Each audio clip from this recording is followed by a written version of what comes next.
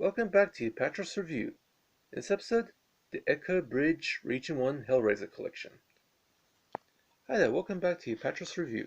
I'm your host Mila Sipka, and join me as I take you on a ride through the wild world of science fiction, action, and horror, all from my personal DVD collection. In this episode, this review is of the Hellraiser Collection released in Region 1 by Echo Bridge Home Entertainment. There is a similar collection that was released here in Australian Region 4, but it's a different set. And basically, ports of the singles. Anyway, this is actually the second disc of that set. The first one's a double-sided disc. Anyway, this was released by Echo Bridge Entertainment, a label that seems to be involved squarely in the direct-to-video film market, and also issuing various old titles from the Dimension Films catalog.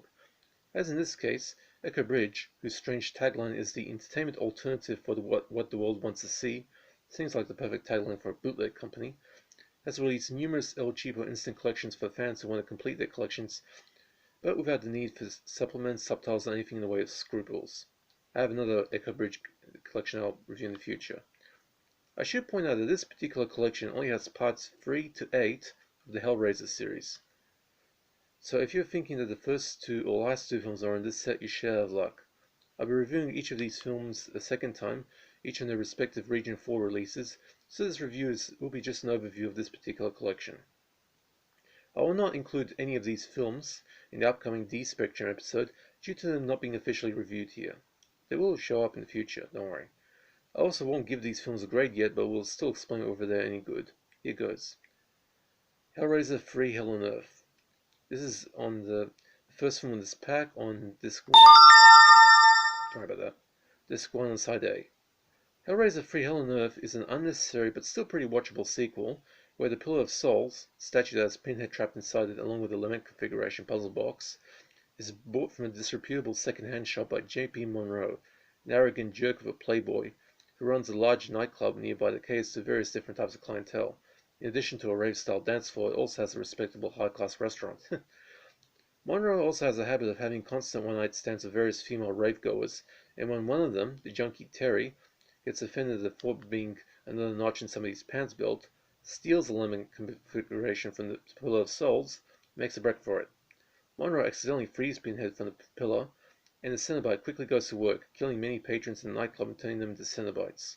Meanwhile, a female reporter named Joey Summerskill meets up with Terry and is then contacted for her dreams by Captain Elliot Spencer, the World War I soldier who became Pinhead, who wants to act as bait to lure Pinhead into his world so he can defeat his evil half and free the world from the Cenobites for good.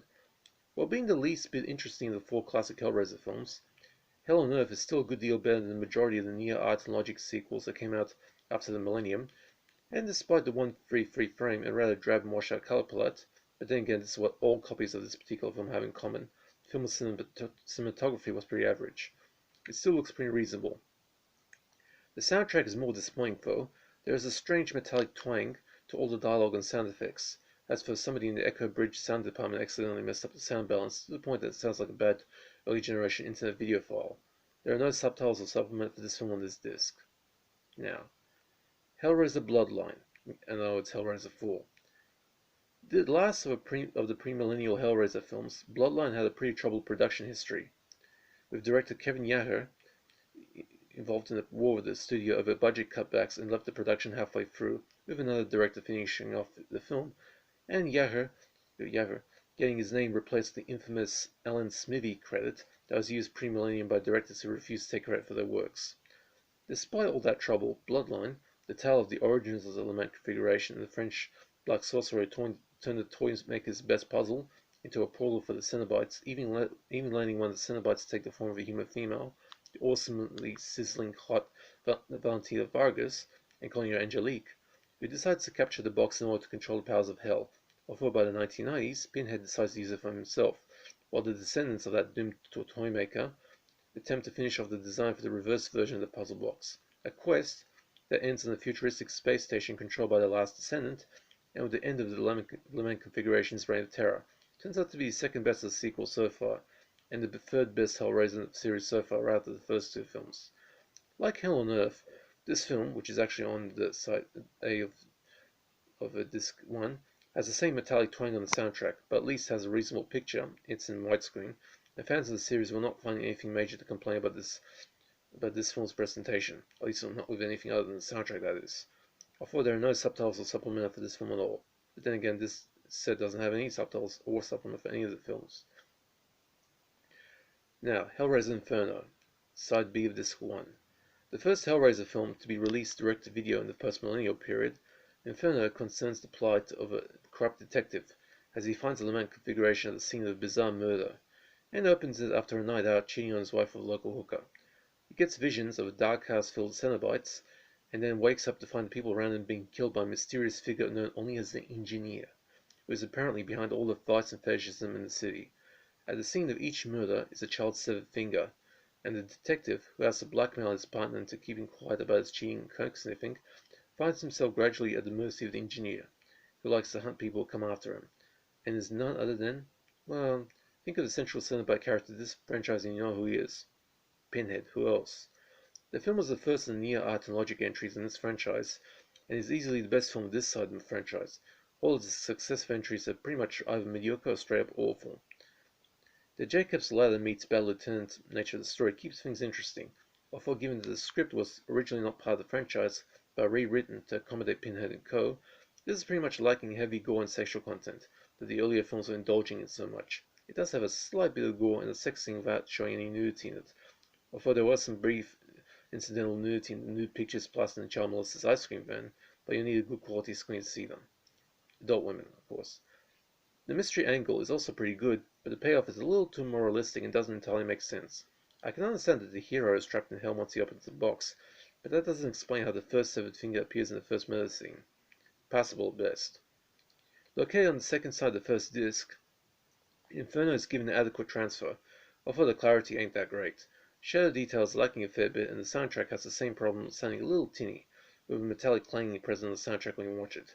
There are no subtitles meant to supplement this as I mentioned, and the menu is arguably the best of the three menus on this set, with 3 stacked motion clips and decent audio clip.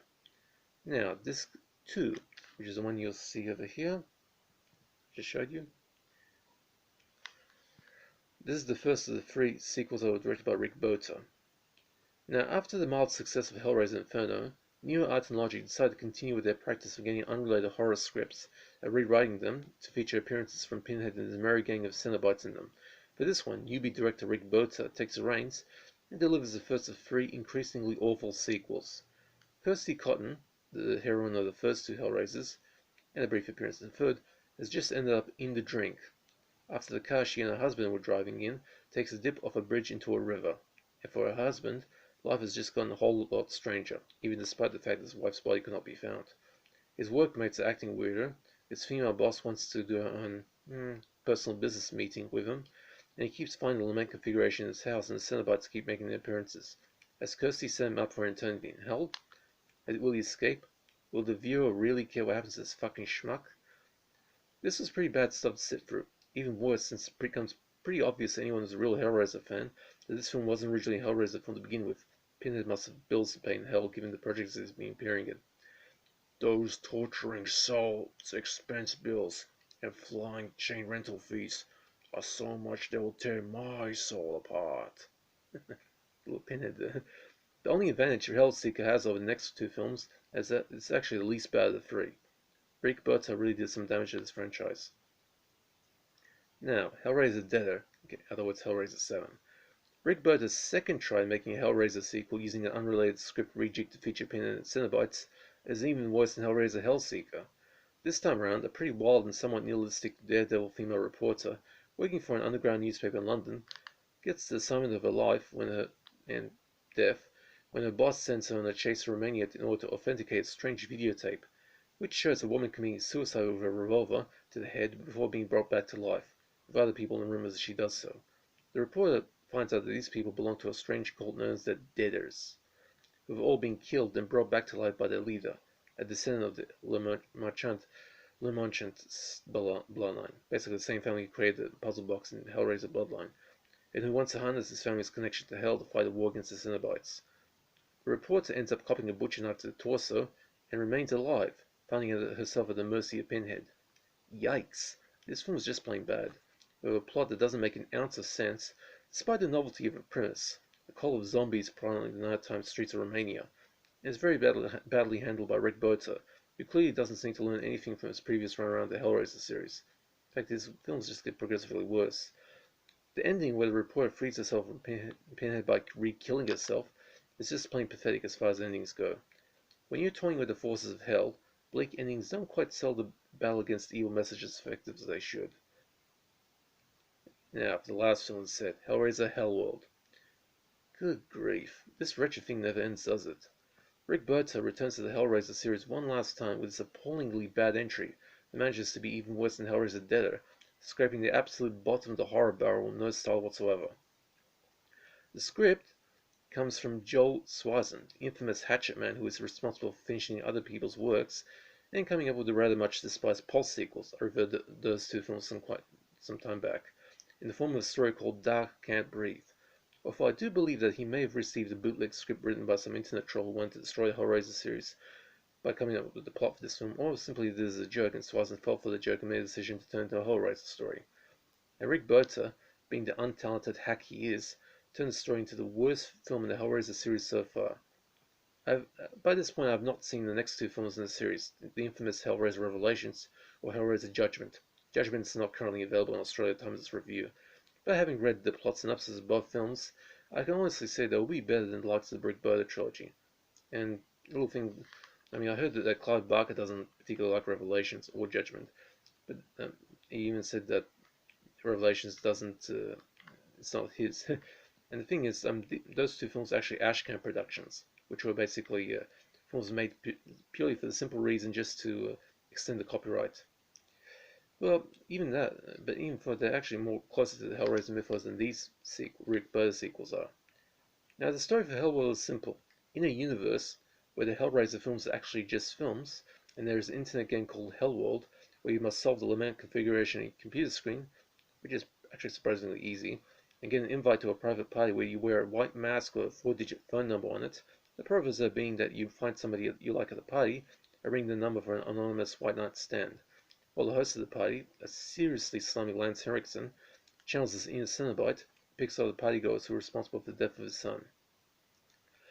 Just when you think you've adjusted to the side of Pinhead appearing and performing a decapitation with a butcher knife, yes, that happens, the ridiculous twist ending where the whole thing was a death dream of sorts is just plain wrong.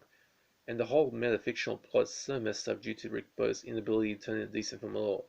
Berta should hang his head in shame given the three highly disappointing direct-to-video horror sequels he turned in.